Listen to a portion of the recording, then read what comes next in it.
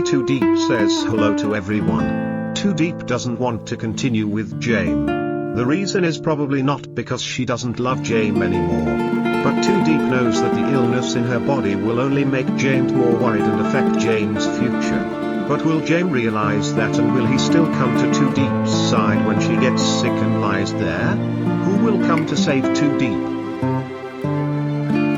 Let's continue with this story. The sky was heavy with clouds, dragging a somber hush over the town as if it, too, was grieving something unspoken. Inside a small, quiet room, Tu Diep jolted awake, her face damp with tears. It was that dream again, the same one that had haunted her since she was a child.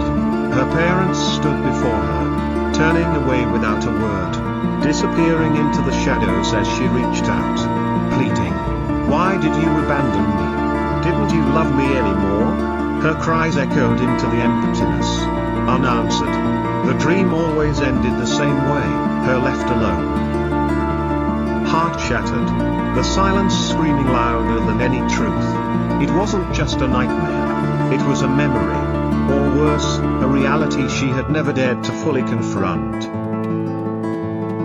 Tu Diep was a talented young architect who poured herself into her work as if building homes for others could somehow fill the emptiness inside her. She was calm, gentle, but carried herself with a quiet urgency, like someone racing against time. And she was. But no one knew that yet. That morning, she joined her colleagues at the workshop to transport design models and heavy wooden materials. Each movement was careful and deliberate. Yet her hands trembled. Her face was pale. James, her boss, noticed. He always noticed. "Are you okay, Diep?" he asked gently, concern deep in his eyes. She smiled faintly and said nothing. James wasn't just her boss. He was the one person who saw through her silences. The one man she tried not to love. Because loving someone meant risking the one thing she feared most, being left behind. They reviewed her architectural sketches together, 5 wooden house models she had designed meticulously over sleepless nights. James asked questions. Suggested replacing parts of the house with concrete or steel to reduce cost and conserve wood. She agreed. But insisted the columns remain wooden. "The soul of the house," she said softly. She didn't say it.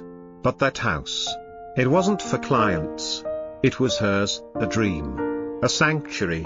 Her final project. Later that day, James proposed they visit a forested hill where locals had cultivated hardwood trees for over a decade. They walked side by side down dusty village paths. Tu Diep led the way, pointing out old landmarks and telling stories with a distant smile. She seemed at peace there. But something in her eyes flickered, a quiet farewell hiding behind her every word. Before they reached the hill, she stopped by the market to sell some eggs she had gathered from her hens. She did everything with such quiet strength. She never asked for help. She lived like someone who had always been her own protector. But the truth was far heavier than anyone knew. That afternoon, she visited an elder in the village, the only one who might tell her what she'd been too afraid to ask her whole life. She sat in his home, voice trembling, and asked, "Are my parents still alive?" The old man sighed. "They died long ago. That's what you were told, right?" But when she stood to leave, he called after her, "The truth is, they're still alive. But they abandoned you. They left you behind. They don't deserve to be found." The words hit like thunder. Diep stumbled out into the rain, her knees weak, her chest hollow. So it was true. The dream wasn't just a dream. The abandonment, the silence, it had all been real. She wasn't orphaned by fate. She was discarded by choice. Somewhere deep down, she had always known.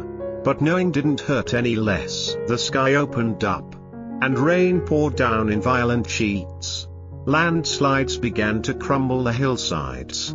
James, worried sick, searched for her in the storm. He had discovered her secret days earlier, the medical report, hidden under a pile of papers on her desk. Terminal cancer. Late stage. No treatment. No time. She had hidden it from everyone. Determined to keep living. To keep building. To finish her dream house before her body failed her completely. He found her collapsed by the road. Soaked and shivering. Barely conscious. "Why didn't you listen to me?" he cried, holding her close. "You shouldn't have gone out." She opened her eyes, smiling through the pain. "If I stay home, I think too much. I won't finish the dream if I stop moving." Her words were fragile but full of truth. She wasn't running from death, she was racing toward meaning. That night, as the rain tapped gently against the wooden window panes, James stayed by her side, watching her sleep. His heart ached with helplessness. "I would do anything for you," he whispered. "But I can't understand the pain of being abandoned. I've always had a family. I can't know what it feels like to be thrown away like that." He held her hand tighter. "But I'll never leave you. Never." And he didn't. In her final weeks, James was there, helping her finish the house, walking with her to the edge of each day. He never let go. Tu Diep, for the first time in her life, knew what it felt like to be loved without condition. Not pitied. Not protected. Just deeply, truly loved. And she let herself love him back. When the final nail was driven, when the house stood complete among the trees she had once played beneath, Tu Diep smiled one last time. She didn't need to search for her parents anymore. She had built her home. She had found her person. She had been loved. At last, not by those who left her, but by the one who chose to stay. And when the rains passed, the wooden house remained, standing proud and still. It was more than a structure. It was a memory. A promise. A love story carved in silence. Sealed by time.